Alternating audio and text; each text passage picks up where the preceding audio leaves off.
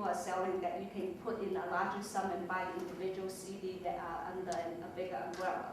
No, I'm talking about just going to individual banks, but you could do it the other way. If he, whatever he would recommend, I just asked you to look at it and see if you could get us an impact on how much more, because it probably wouldn't be more than 10 or 20 basis points, but that might be enough to take the slight risk. Right. And the other two would be mortgage-backed Ginnie Maes and mortgage-backed Fannie Maes, which you give a little higher yield, but again, they're guaranteed, but they're not as good as the bonds by the corporation. Fannie Mae bonds are guaranteed by the government, and the mortgage-backed are also, but I think the mortgage-backed is a little more risky. Right, the Ginnie Mae actually have a longer duration. It's over 3 years. And as we are trying to go short, Ginnie Mae may not be the alternative because of its longer duration. Well, it depends when we need the cash. I don't have any idea what our needs are. What dictates the balance that we carry in this?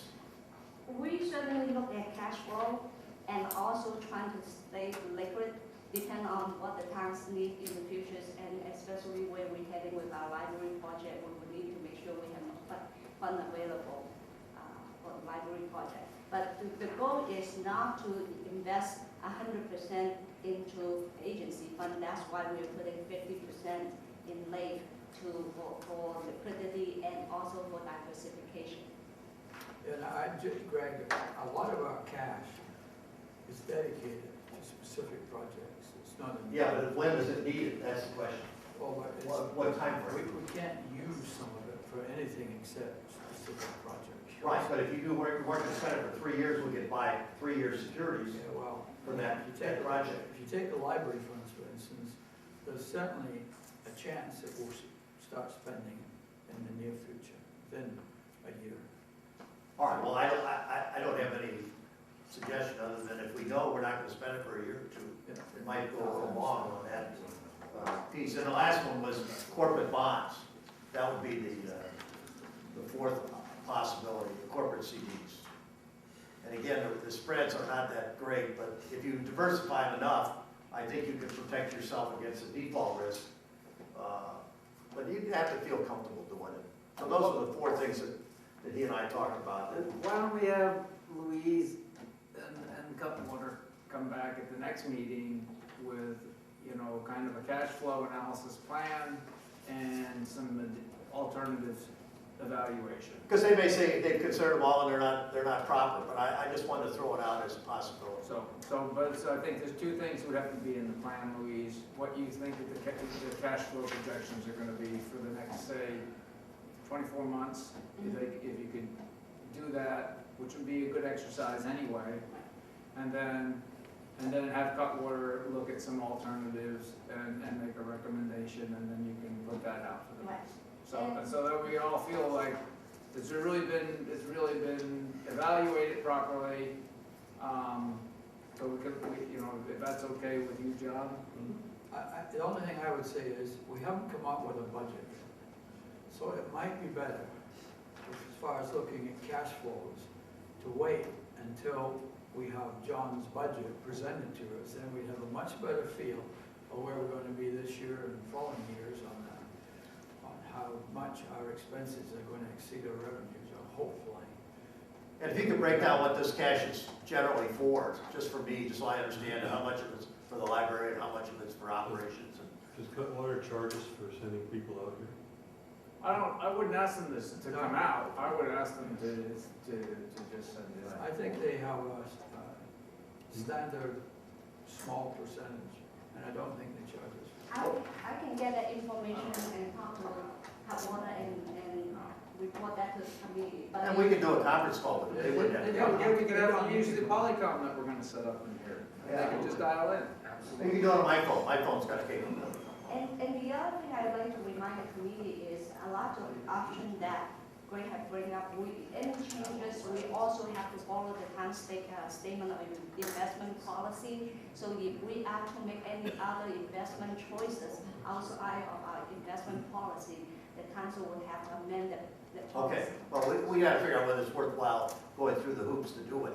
But if he says it's not worth it, then we'll just forget it. Definitely. But, And if you give me some idea of the 17, if you know that some of it's not gonna be used for 2 or 3 years, at least identify what that is. Yes.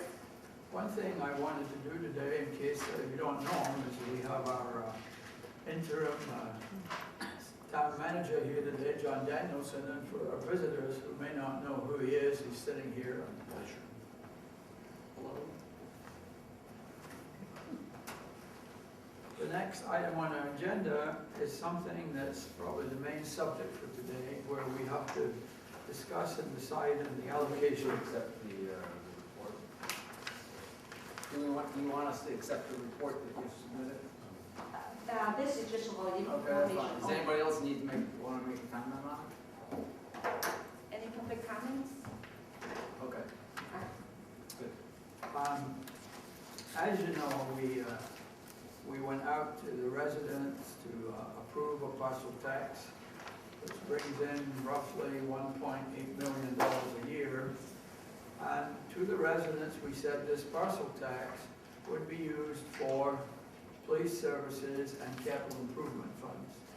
But to date, we have never actually decided what the different percentages would be of where that money is being spent. So hopefully today, once we're finished, we'll have decided how we're going to allocate that money, and then everybody will know. So, Louise, do you want to bring up any comments on it? We have the public work director as directed by the joint session of the city council and the finance committee for the public work director to bring back his projection on if the town were to spend the parcel tax 1/3 on capital improvement project, 1/2 and 2/3, and also ask the public work director to prepare a projection of the CIP if we were to just do the minimum to keep up our existing infrastructure with no further new major capital improvement. How much of the parcel tax would be needed to accomplish each one of those scenarios? And I think John has looked with Duncan at some of these things, Yes. and maybe John at this stage wanted to make some comments. With Mr. Mayor, we've reviewed this in a great deal of depth, and I wish I would have brought it up at the last meeting, but I would like to suggest for the committee's consideration that since the majority of this money was supposed to have been spent on law enforcement, and looking at the split here and cost savings from general fund, I'd like to recommend that you consider 60% of the parcel tax going to law enforcement, the police department, and 40% for public works capital improvement projects. And also I'd like to mention in consideration of that, that because that would be a historical decrease in some of the monies that have been sent to capital works and maintenance projects, that with the cost savings I hope will be realized out of this year and next year's fiscal budget, that at council's discretion, you'll be able to supplement the CIP budget as you deem appropriate. And I think that based on the discussion you and I had, John, earlier, you indicated that with the 60-40 split, that we would still have enough money in the capital improvement money, in fact, more money than was absolutely needed for the minimum maintenance of our streets. And that you had talked to Duncan about this and that he was in general agreement, is that correct? That's correct. Anything below 20